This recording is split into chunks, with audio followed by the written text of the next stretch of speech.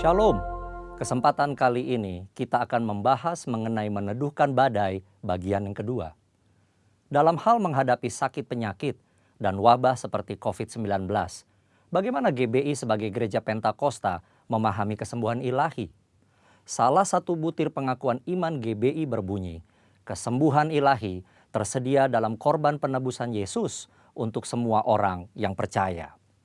GBI percaya Roh Kudus yang memakai para murid Yesus di Kisah Para Rasul adalah Roh Kudus yang sama yang sekarang memakai murid Yesus pada zaman now untuk membawa kesembuhan ilahi kepada orang sakit.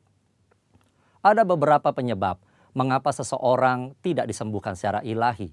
Lebih lengkap dapat saudara baca melalui artikel link di caption video ini. Dr. French Arrington dalam bukunya Doktrin Kristen Perspektif Pentakosta menjelaskan, baik Alkitab maupun pengalaman tidak mendukung pernyataan bahwa mereka akan disembuhkan dalam setiap situasi. Dari sisi manusia, kekurangan iman menjadi suatu faktor. Dari sisi Allah adalah berkuasanya kebijakan dan kehendak Allah. Saat ini Allah masih menyembuhkan orang sakit. Tetapi penyembuhan sekarang bukan puncak penyembuhan atau penyembuhan tertinggi. Puncak pembebasan kita selaku orang percaya dalam Kristus terjadi pada kehidupan mendatang.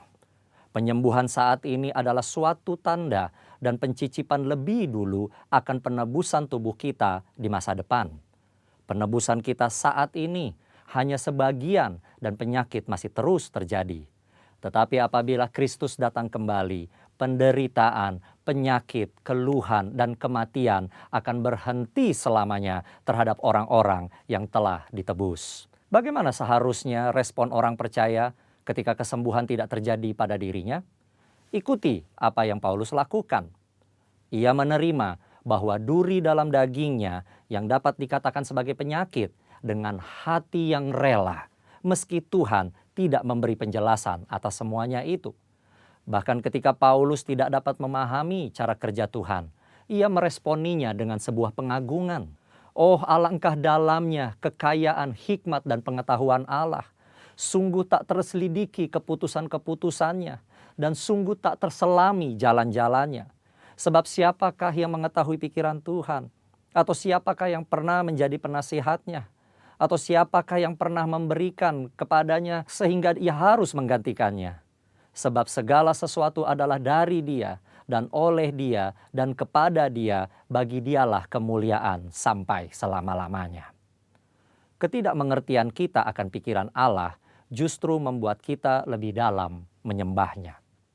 Dr. French Arrington menjelaskan dalam textbook Doktrin Kristen Perspektif Pentakosta demikian. Untuk melihat Allah yang hanya bekerja melalui penyembuhan-penyembuhan luar biasa, membuat batasan palsu terhadap kuasa Allah.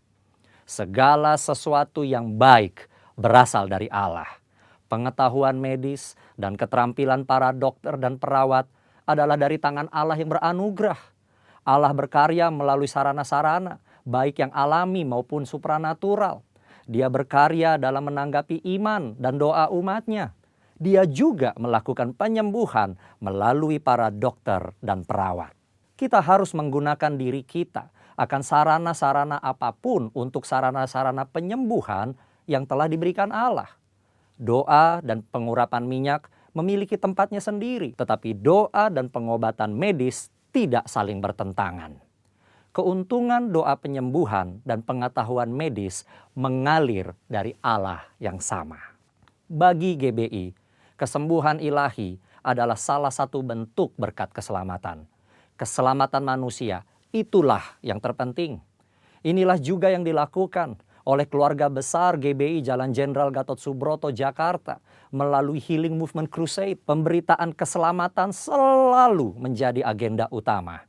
Pelayanan kesembuhan ilahi adalah tanda-tanda yang menyertainya. Gereja digambarkan sebagai tubuh yang memiliki banyak anggota dengan fungsi yang berbeda-beda.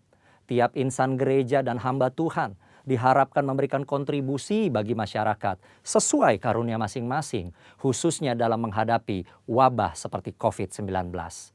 Dan yang paling penting, Nyatakan kehendak Tuhan agar badai COVID-19 dapat berhenti atau menurun dampaknya. Dalam tuntunan Roh Kudus dan dalam nama Yesus, badai COVID-19 dihardik agar diam, tidak lagi mengakibatkan jatuhnya korban. Kuasa Tuhan akan dinyatakan dan banyak orang akan diselamatkan. Tuhan Yesus memberkati.